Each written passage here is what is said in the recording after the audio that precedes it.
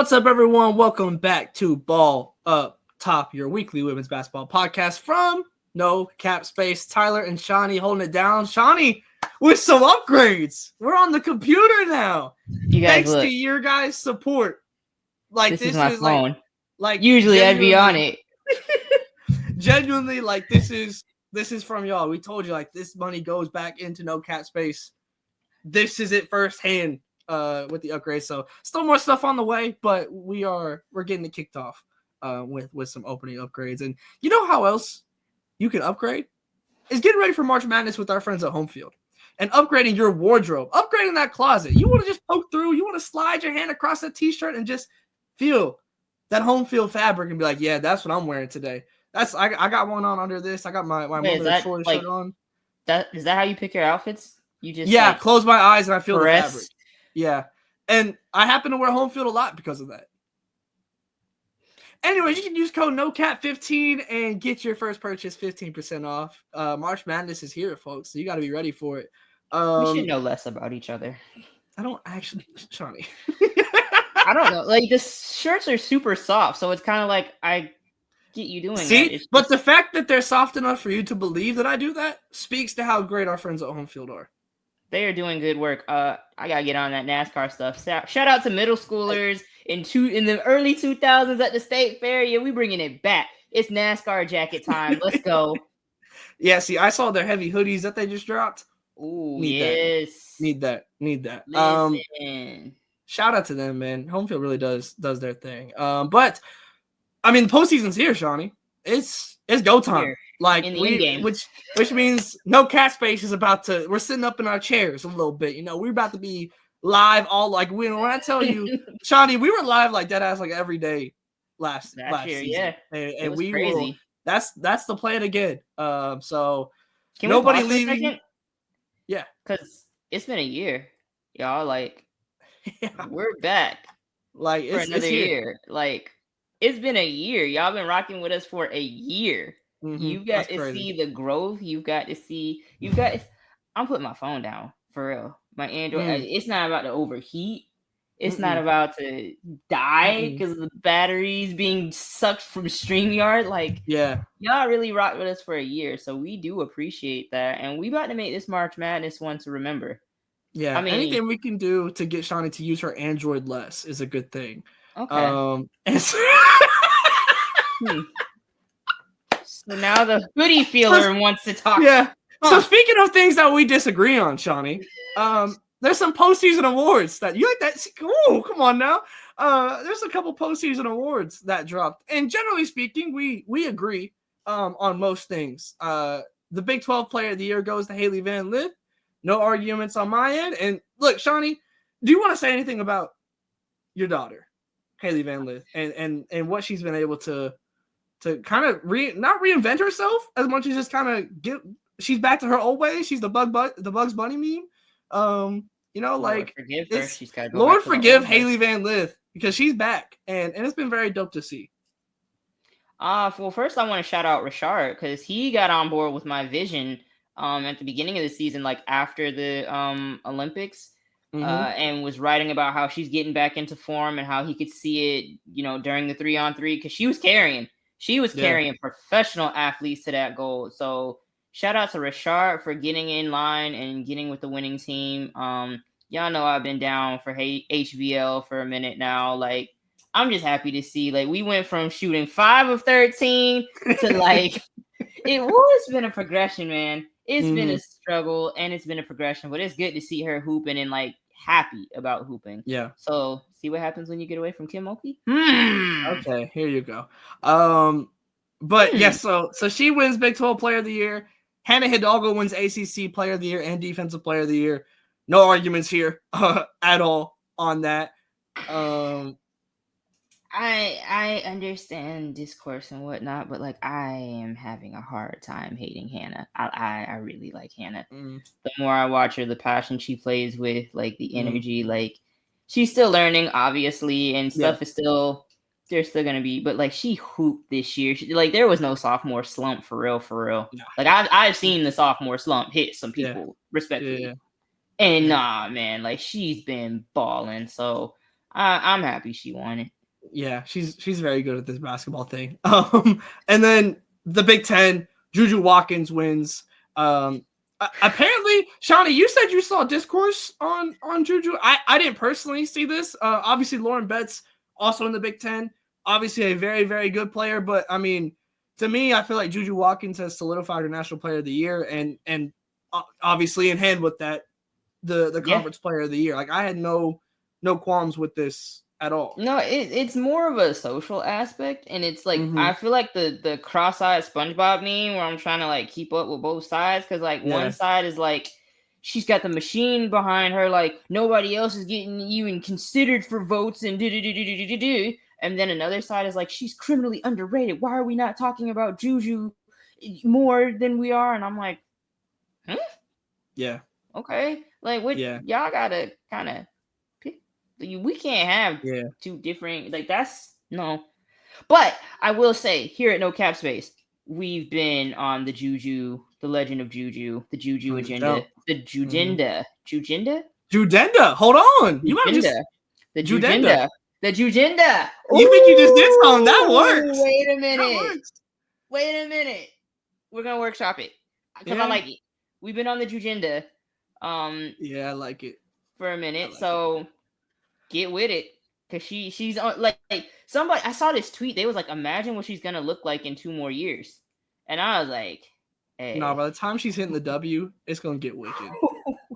And if if she can bottle whatever she feels against UCLA and like just have that to be like tapped into, like kind of on command, because it feels like, I mean, obviously Juju can kind of pop off against anybody, but the energy against UCLA specifically, like it's like FU specifically. No, like I literally tweeted out and I was like, she makes me want to be a better hater. Because like, why? Who do you think you are?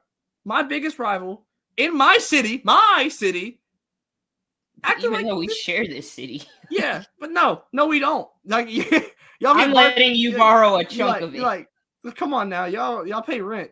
Like it's so like bro, when she threw the fours down, between that and Cheryl Miller, like the sideline interaction, man, I felt like somehow I was already like such a major Juju fan, and I became like, it just leveled up even more because I, like that shit talking cash shit energy, like we haven't really seen that from her. Like, cause she's a very nonchalant player. Like she's had energy and like she's like shown emotion and stuff on the court, but that was new. And I loved every bit transfer. of it. Like you dap up Cheryl Miller, and it's like no, the trash talk is like it's like Space Jam. But yeah, I have no qualms at all with Juju Watkins winning Big Ten Player of the Year. And again, I hadn't really seen much of the discourse, so I can't really speak on that. But surprise. Get offline? That's interesting. No, this is not at all what I said. I'm actually genuinely surprised I didn't see it, to be quite honest with you. But speaking of online discourse, you're never gonna believe this, but the SEC got people talking. It just means more. So when they get it wrong, it means more. It does. And I feel like SEC Player of the Year, which went to Madison Booker of Texas, has been the one where people have debated it the most, and also the first and second team, which we'll get to that after. But let's just start here with SEC Player of the Year, because I felt it should have gone to Anissa Morrow. You're cool with Madison Booker winning it. What's your side of this? And let's talk through this. Let's see where we're at and where we can meet in the middle here. I kind of think like Aaliyah winning it a couple years ago, where it was like best player on best team, that kind of set a precedent logic wise. So I can see like, okay, we're co-champions. South Carolina is like a evenly sliced pie. Everybody gets their piece. Texas is more reliant offensively on her, so she's had more opportunities to get those I don't want to say gaudy, but like more eye-popping numbers. Struggle with efficiency, but like, sophomore slump. I just think like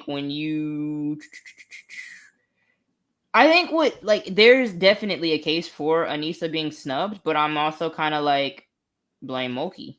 Because why are you playing like church league teams? You play Bojangles Baptist, and wonder why like people don't take it seriously. Like that's where, and she did this with Angel too, where it's like the scheduling makes it hard for people to kind of gauge what they're doing because you're not playing respectfully to Tulane and respectfully to, you know, the other team, Southeast Louisiana, because they did play them tough. I ain't gonna hold you that year. They made them sweat.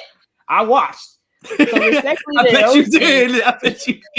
Looking at Jujinda, I was on it. I needed to see some downfalls. Yeah, but I think that plays a factor into it because it's like if LSU isn't going to get punished for seeding, you know, when it comes to the tournament for that like god awful strength of schedule, it's gonna come somewhere. So Moki, stop being scared and play UConn to start the year. Like, quit playing, please. So I hear you, I do, and like I see you. I obviously, but I don't care. Here's the thing. But I'm not doing that. Here's the thing. One. So let me preface this. Texas did have a better non-conference schedule, but like not by much. They play at Notre Dame, which is like already makes it better, and then play West Virginia. Hello, that's it. That's all you need. And so LSU plays NC State, who, to be fair, at the time wasn't like they have crescendoed, so like they weren't. Yeah, it was not then. But you scheduled it Final Four team. You had Stanford on the schedule and Washington, who like didn't end up being like. Frankly, look, I've harped on the LSU schedule. I've been right there with you the whole time. No one knew like this was going to be the down year ahead of time with Stanford. So like, I mean, lose Kiki, you lose Cam, and you keep the guards. But the thing is like, but you don't. But okay. So I say that I don't know exactly when this game was scheduled. So like, if you still think Tara is going to be there, you presume that Kiki's going to be there. So like, in the same way that I've knocked the LSU schedule in past years, I feel like we can't do exactly. Like in terms of, I think you could give them a little bit more credit than previous years. Now these were at least P4 schools, and the bar is in hell, right? Yeah, so so I say that to say, I think that the power, like again, Texas did have a better non-conference, but I feel like the non-conferences are close enough where then you can look at the stats and see the stats that Anissa put up, and be like, I mean, those are just better stats. Like, like I mean, like it's not even. Like Madison Booker puts up 16 points, 6.5 rebounds, 3 assists, steal and a half. And Anissa goes and puts up she puts up 18.2 points, 14 rebounds, an assist, 2.5 steals. Like, to me, that's good enough for that to overcome. And I do think you make a great point about the precedent of best player, best team, and like how that comes into play here. And let me just apologize to the good people at LSU because I forgot y'all play NC State. So and again, I will give you the credit once. Again, honestly, like they weren't. I mean, look, we saw NC State play in Charlotte at Allied Tip-Off early in the season, and that NC State team is not the NC State team that just beat Notre Dame. You know, so like even then, like it's not the same. So like there's different kind of variables. So apology rescinded because that was not. Yeah, no, it's the same thing. Tell me to step her cookies up. So it's a weird thing, but again, that's where I feel like the stats kind of come into play. Where I would personally want to see Anissa getting that nod, the double streak that she had. I mean, there's and I feel like Madison Booker had. I mean, obviously the South Carolina game sticks out like when it comes to the negative games and all that, and I think there's different arguments you can make for both. I have no problem like with Madison Booker being like a first teamer or anything of that in that way, but I would have voted Anissa on my ballot if I had a ballot. SEC. Also, how does No Cap Space get possession of the long cock coin? Oh, now you're down with long cock. I've kind of come around to it. Well, since I'm not allowed to be mad at it because it's Women's History Month. I just followed Black History Month, so I'm not allowed to be mad at it. So all I can do is get on board with the long cock coin. I want that to be like the centerpiece of the future No Cap Space office. Like that piece of stupid women's basketball history can't just go in a box somewhere in the commissioner's office. Like we need that. Like we're about Yeah, preserving history here at NCS, and we need that coin. We need it. I've been wondering that, like, since they announced it, because it's like, oh, it's gonna. When they announced they had a coin, there was a specific announcement about the coin itself, and I was like, oh, y'all went to work to make a long cock coin instead of working out a system to better decide. They got to see, and they were like, I have no other ideas. Like, please, make a coin. Because I had that tweet, and it was like, Mr. Sankey, can we just use point difference? Not now. I must make this coin.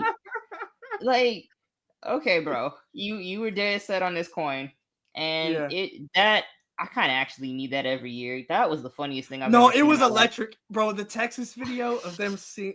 It's not funny, but it's hilarious. I felt bad. I just pray that like some atheists didn't get made in that moment. Guys. Oh,